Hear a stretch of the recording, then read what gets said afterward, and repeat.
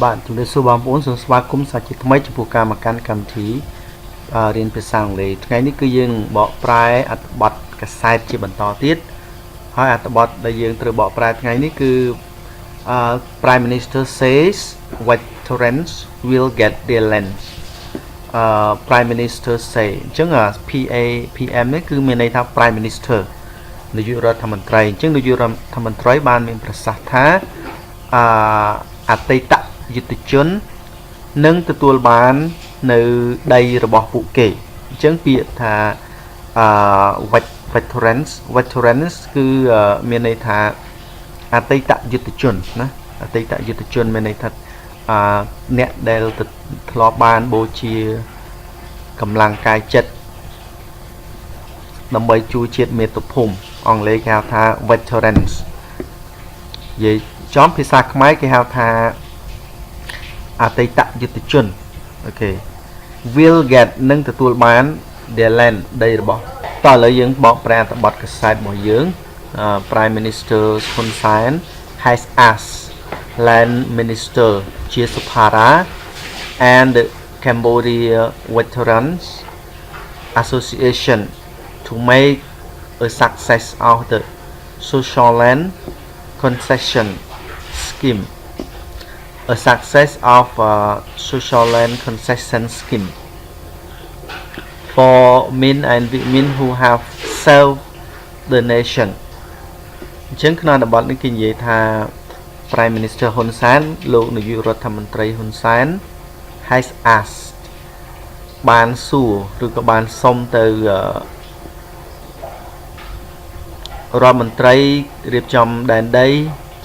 លោកជាសុផារ៉ា Land Minister ហ្នឹងគឺមានន័យថារដ្ឋមន្ត្រីរៀបចំដែនដីណា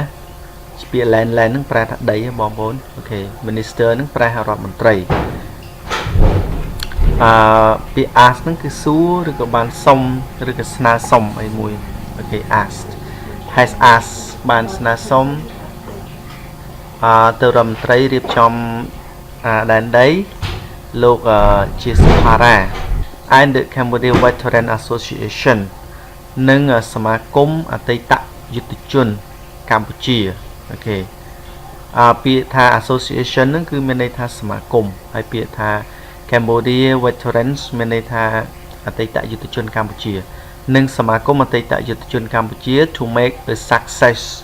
of the social land concession scheme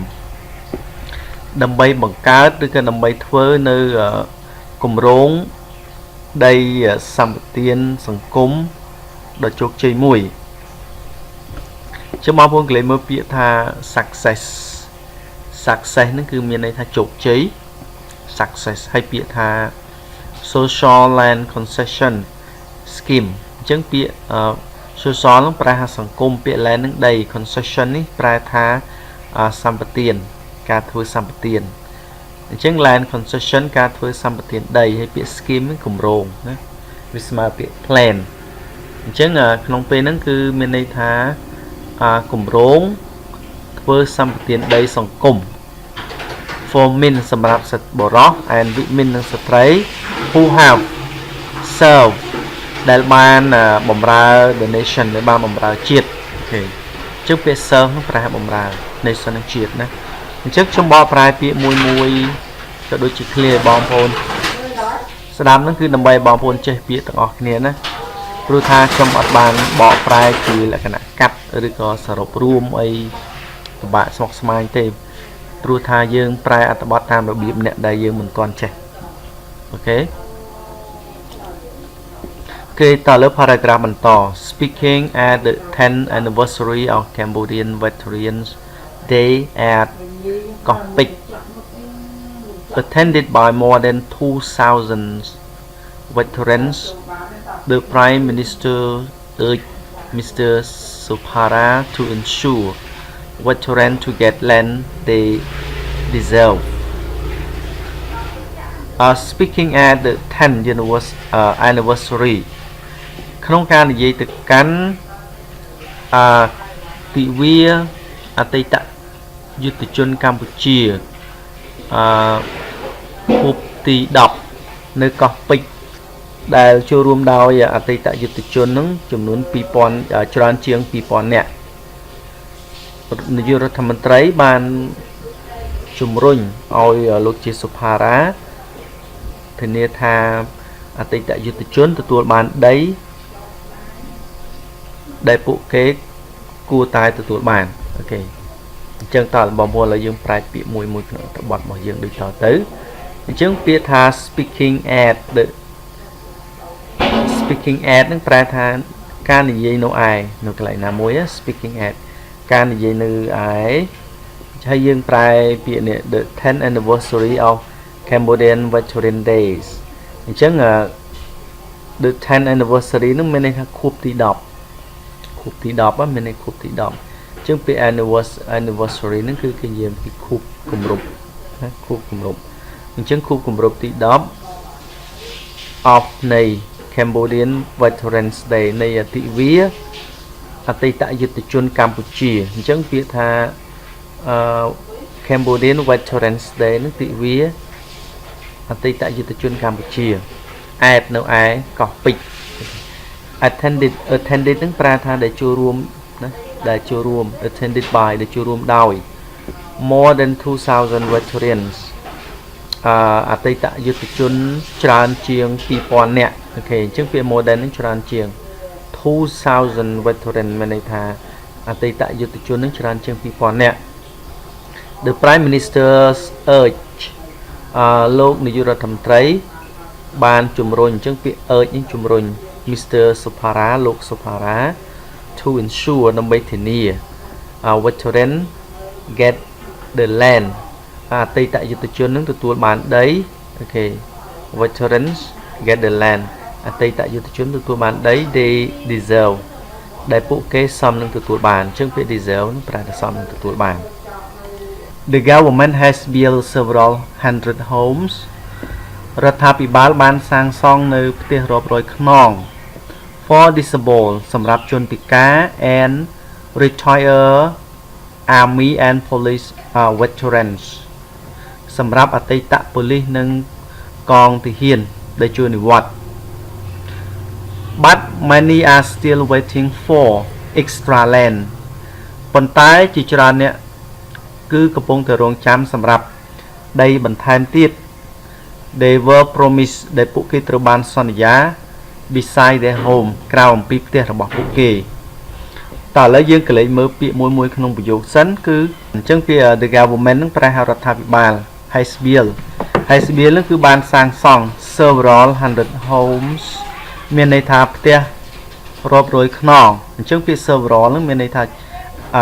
អ្វីដែលលើសពី1មានន័យច្រើនណា100ហ្នឹងគឺរាប់រយពាក្យ100ហ្នឹងគឺ100 homes ផ្ទះអញ្ចឹងមានន័យថាផ្ទះរាប់រយខ្នងជាច្រើនទៀត for disabled សម្រាប់ជនពិការអញ្ចឹងពាក្យ disabled ហ្នឹងប្រែថាជនពិការ and retire ហើយនឹងអតីតយុទ្ធជនប៉ូលីសឬក៏ទាហានដែលបានជួយនិវត្តន៍អូខេអញ្ចឹងពាក្យ retire ជួយនិវត្តន៍ but many are still waiting for ប៉ុន្តែជាច្រើនអ្នកគឺកំពុងតែនៅរងចាំពាក្យ still ប្រែថានៅតែ are still waiting for កំពុងតែនៅរងចាំ for extra land សម្រាប់ដីបន្ថែមទៀត they were promised ពួកគេត្រូវបានសន្យាគេអញ្ចឹង promise សន្យា they were promised គេសរសេរជា passive ដែលត្រូវបានគេសន្យា beside ក្រៅពី their homes ក្រៅពីផ្ទះរបស់ពួកគេ Some were promised small plots of farmland to enable them to supplement their pension by cultivating cash crop. However, the plots have yet to materialize. អ្នកខ្លះត្រូវបានសន្យាផ្ដល់នៅប្លង់ដីចម្ការតូចៗដែលអាចឲ្យពួកគេនឹងបំពេញបន្ថែមនៅទៅលើប្រាក់បៀវត្សរបស់ពួកគេដោយការដាំនៅដំណាំលក់ទោះបីជាយ៉ាងណាក៏ដោយគម្រោងដីឡូឬក៏គម្រោងប្លង់ដីហ្នឹងមិនទាន់បានសម្រេចនៅឡើយទេអូខេអញ្ចឹងតើឥឡូវយើងប្រែពាក្យមួយក្នុងប្រយោគនឹងទាំងអស់គ្នាដើម្បីឲ្យបងប្អូន ចេះពាក្យណាចេះ clear នៅក្នុងនោះអញ្ចឹងពាក្យ some ប្រែថាខ្លះអូខេ some were promise ខ្លះគឺត្រូវបានគេសន្យាពាក្យ farmland ហ្នឹងគឺដីដែលអាចដាំដុះបានអូខេគេហៅ farmland ហើយពាក្យ plots ហ្នឹងគឺមានន័យថាប្លង់ដីតូចៗដីដែលគេពុះជាប្លង់តូចៗហ្នឹងគឺ plots ហើយពាក្យ small ហ្នឹងតូចហើយពាក្យ promise សន្យាអញ្ចឹងកន្លែងហ្នឹងគេដាក់ថា some were promise ខ្លះគឺត្រូវបានគេសន្យា small plots ប្លង់ដីតូចៗ of lands of farmland នៃដីកសិកម្មហ្នឹងមានន័យដីកសិកម្មមានន័យដីដែលអាចដាំដុះបានណា to enable ដែលអាចឲ្យពួកគេនឹង to enable them ដែលអាចឲ្យពួកគេ to supplement ដើម្បីបំពេញបន្ថែម their pension ទៅលើប្រាក់បៀវត្សរបស់ពួកគេអញ្ចឹង pension នឹងប្រាក់បៀវត្សប្រាក់ឬត្រែតមានន័យប្រាក់ដែលគាត់ចូលនិវត្តន៍ឈប់បម្រើការងារឲ្យគាត់ទទួលបានអូខេ by ដោយ cultivating ដោយការដាំដុះអញ្ចឹងពាក្យ cultivate ហ្នឹងមានន័យដាំដុះ by cultivating ដោយការដាំដុះ cash crop ហ្នឹងគឺដំណាំដែលអាចលក់ជាលុយបានអញ្ចឹងពាក្យ cash ហ្នឹងគឺមានន័យថាលុយណាមានលុយកាក់ដែលយើងចាយហ្នឹង cash ហើយពាក្យ crop ហ្នឹងគឺទៅលើដំណាំគ្រប់មុខទាំងអស់គឺ crops អញ្ចឹង cash crop គឺដំណាំដែលអាចលក់បានណាដំណាំលក់សម្រាប់លក់មិនមែនសម្រាប់តាហូបទេគឺអាចលក់ទៀតអាហ្នឹង cash crop however ទោះបីយ៉ាងណាក៏ដោយ the plots ប្លង់ដីនោះ have yet to materialize គឺមិនទាន់បានសម្រេចនៅឡើយទេអូខេ materialize នេះគឺសម្រេចណាពាក្យ yet នេះគឺមានន័យថានៅឡើយទេ I am organizing the provision of farmland to go alongside social land concession for our veterans in the provinces Mr. Hun Sen said we have to make sure the land is given directly to them តោះឥឡូវយើងបកប្រែ direct speech នេះគឺប្រយោគដកស្រង់អ្នកនិយាយយកទាំងស្រុងតែម្ដងអូខេអញ្ចឹងយើងប្រែកន្លែងនេះមុនMr. Hun Sen said អូខេមានន័យថាលោក Hun Sen បាននិយាយគាត់បាននិយាយថាម៉េច I am organizing the provision of farmland ខ្ញុំកំពុងតែរៀបចំការផ្ដល់នៅដីកសិកម្មទៅដល់ជាមួយនឹងដីសម្បទានសង្គមមានន័យថាដីសម្បទានសង្គមសម្រាប់អតីតយុទ្ធជនរបស់ពួកយើងនៅក្នុងខេត្តទាំងឡាយយើងបានធ្វើឲ្យប្រកាសថា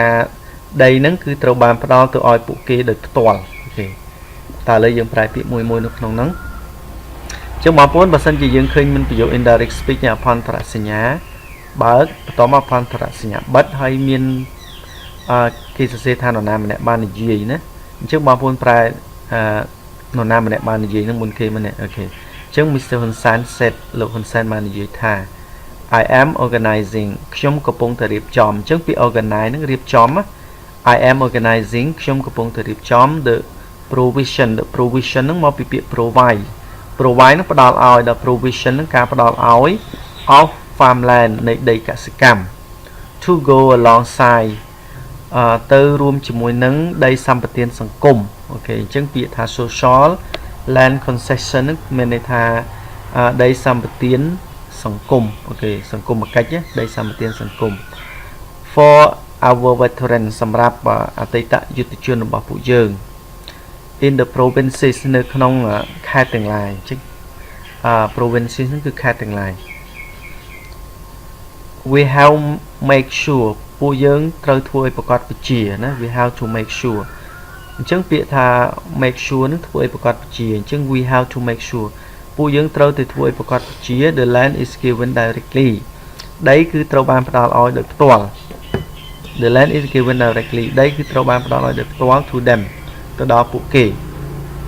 អញ្ចឹងពាក្យ directly នឹងដោយផ្ទាល់ណា to them ដោយដល់ពួកគេហើយពាក្យថា is given នឹងប្រែត្រូវបានផ្ដល់ឲ្យអូខេតើឥឡូវបងប្អូនយើងកលេចមើលពាក្យ vocabulary នៅក្នុងអត្ថបទយើងតិចទៅអញ្ចឹងពាក្យ vocabulary ទី1នេះគឺ Cambodian veteran Cambodian veteran ហ្នឹងគឺមានន័យថាអតីតយុទ្ធជនកម្ពុជាអូខេអ្នកដែលបានពុះពៀលះបង់ជីវិតដើម្បីជាតិហើយគាត់ជួយនិវត្តន៍ហើយគាត់ឈប់បម្រើការងារទៀតហើយអញ្ចឹងគេហៅថា veterans អូខេ Cambodian Veteran Association យើងបន្ថែមពី association មួយទៀតគឺសមាគមអញ្ចឹងសមាគមអតីតយុទ្ធជនកម្ពុជាអូខេMinistry of Land Management Urban Planning and Construction អញ្ចឹងគឺមានន័យថាក្រសួងរៀបចំដែនដីនិងនគររូបនីយកម្មនិងសំណង់អូខេអញ្ចឹងដល់ Ministry នឹងប្រែថាក្រសួង Ministry of Land Management Urban Planning and Construction Land Minister ហ្នឹងក៏យើងអាចប្រែថារដ្ឋមន្ត្រីខាងដែនដីរដ្ឋមន្ត្រីខាងរៀបចំដែនដីអូខេ CVA ហ្នឹងគឺមកពីពាក្យថា Cambodian Veterans Association គឺមានន័យថាសមាគមអតីតយុទ្ធជនកម្ពុជា CVA Materialize participic verb to prepare or to appear suddenly or become real អញ្ចឹង materialize ហ្នឹងអាចប្រែថាដែលលេចឡើងភ្លាមឬក៏ម្យ៉ាងទៀតប្រែថាខ្លាចជាការពិតដែល become real Her hope of becoming a painter ក្តីសង្ឃឹមរបស់នាងដើម្បីខ្លាចជាអ្នកគំនូរ never materialize មិនដែលបានសម្រេចនោះទេអញ្ចឹងពាក្យ never ហ្នឹងមិនដែល materialize ហ្នឹងសម្រេច Her hope of becoming a painter never materialize ក្តីសង្ឃឹមរបស់នាងដើម្បីខ្លាយទៅជាជាងគំនូរហ្នឹងគឺមិនដែលបានសម្រេចទេ never materialize She has promised a promotion but it never materialize នាងត្រូវបានគេសន្យាថានឹងដំឡើងបុណ្យស័ក្តិគេដំឡើងតួនាទីឬក៏មុខតំណែងណាប៉ុន្តែវាមិនដែលបានលេចចេញជារូបរាងឬក៏វាមិនដែលបានសម្រេចនោះទេអញ្ចឹងពី materialize អ្វីដែលបានសម្រេចឬក៏លេចចេញជារូបរាងហើយពាក្យ was promise ត្រូវបានគេសន្យា she was promise a promotion នាងត្រូវបានគេសន្យានៅការដំឡើងណាដំឡើងតួនាទីបុណ្យស័ក្តិផ្សេង but it never materialize ប៉ុន្តែវាមិនដែលបានសម្រេចឬក៏មិនដែលខ្លាចជាការពិតនោះទេ alongside វាស្មើពាក្យ go with មានន័យទៅជាមួយត្រូវរកគ្នាជាមួយរួមជាមួយនឹងអីមួយមែនណាវាស្មើពាក្យថា to be with ដែរ most of the staff refuse to work alongside the new team ភាគច្រើននៃបុគ្គលិក staff នោះបុគ្គលិកណា most of the staff ភាគច្រើននៃបុគ្គលិក refuse បដិសេធមិនធ្វើការរួមជាមួយនឹងក្រុមថ្មីនោះទេអូខេក្រុមថ្មីមួយទៀតណាគាត់បដិសេធអញ្ចឹង work alongside មានន័យធ្វើការជាមួយ the new team នៅក្រុមថ្មីនោះទេអូខេអញ្ចឹងបងប្អូនមេរៀនរបស់យើងប៉ុណ្ណឹងដល់ទីបញ្ចប់សូមអរគុណសម្រាប់ការតាមដានទស្សនាហើយនឹងជួបគ្នាម្ដងទៀតនៅមេរៀនក្រោយសូមបងប្អូនកុំភ្លេចជួយចុច Subscribe ចុចសញ្ញាកណ្ដឹងដើម្បីទទួលបានមេរៀនថ្មីៗល្អៗពីខ្ញុំ